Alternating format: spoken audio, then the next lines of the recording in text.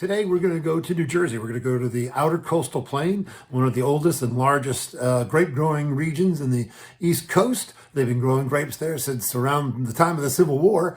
And we're going to go to Bellevue Winery. Lovely little winery. I've been reviewing their wines for almost a decade now. I really love what they do. They make a series of popular picnic wines that you'll see in a lot of grocery stores and liquor stores, but they also make some really lovely high-end products. And that's what we're there to try today. We're going to try some lovely estate wines.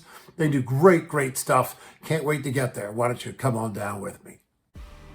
We're in the outer coastal plain region in southern New Jersey, one of the largest growing areas with more than 32 wineries in the region, and a lot of them are very good. Today we're going to Bellevue Winery. Bellevue is located on soil that the Quarella family has been farming for a century in Landisville, New Jersey. Bellevue Winery opened its doors in 2001. Jim Quarella, founder and president of Bellevue, and his wife Nancy take pride in crafting fine estate wines exclusively from grapes that are cultivated on their 40 acres of vineyards in the outer coastal plains. There are 4th and 5th generation farmers working this land, and they have become a popular destination in New Jersey. And while they make a lot of picnic wines that get very wide distribution, I'm a fan of some of their really higher quality expressions, and I think you're going to like them too. The Quarellas think of themselves as farmers first. They train their vines with a variety of trellis systems depending on the grape variety. For European vines such as Chardonnay, Merlot, or Petit Verdot, and several of the new varieties such as Chambourcin, Treminette, and Vidal Blanc, they employ vertical shoot positioning, or VSP. For American grape varieties like Cayuga or Fredonia, they employ the high-wire cordon training system.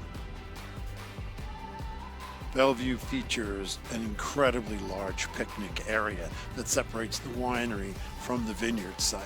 It's absolutely spectacular, and it's played host to a number of events.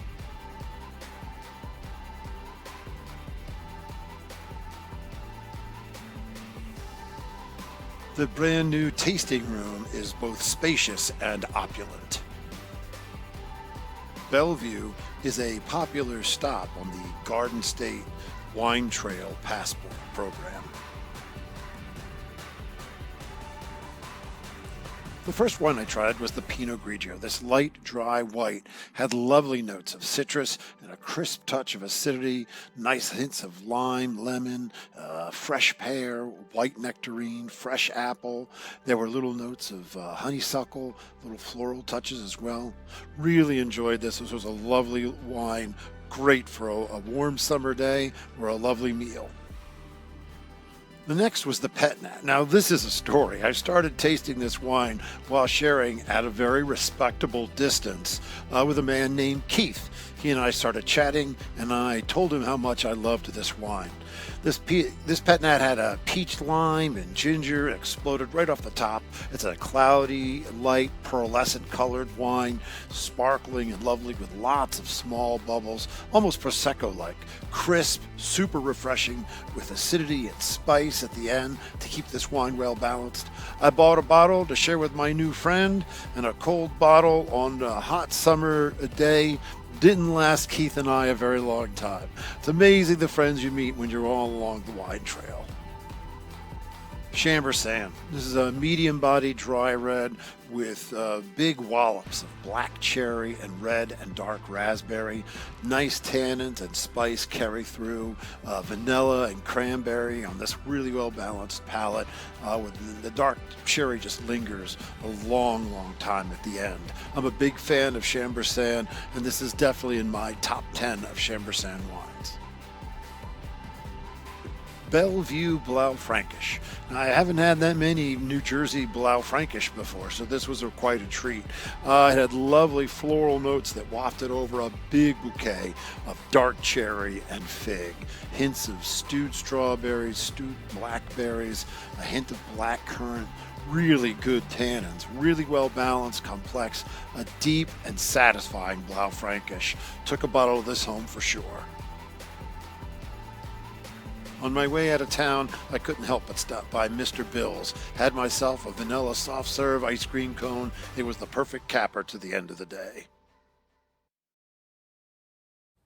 Well, that's it. I hope you had a good time, as much as fun as I did doing it. Anyway, really love that Patinat, love the Pinot Grigio, and those two reds, the Blaufränkisch and the Chambourcin were both off the charts. They also make a number of other great wines that I wasn't able to review on this particular segment. I've had some lovely Viogniers and some wonderful red blends from them. The one thing about Bellevue is they're on a number of trails, so they're easy to pick up. They're on the Wine and Ale Trail, they're on the Two Bridge Wine Trail, and they are part of the Outer Coastal Plain Vintners Association. So they're easy to find. You really want to get down there. They've been farming that land for years, and they're really serious about making good quality wines. So if you like good quality wines, get down to Bellevue down in Landisville. Anyway, hope you had a good time. We'll see you again next time. Well, that's it for this edition of the Great American Winery Stroopwaffle. Hope you enjoyed it. Hope you'll come back soon. And in the meantime, drink local.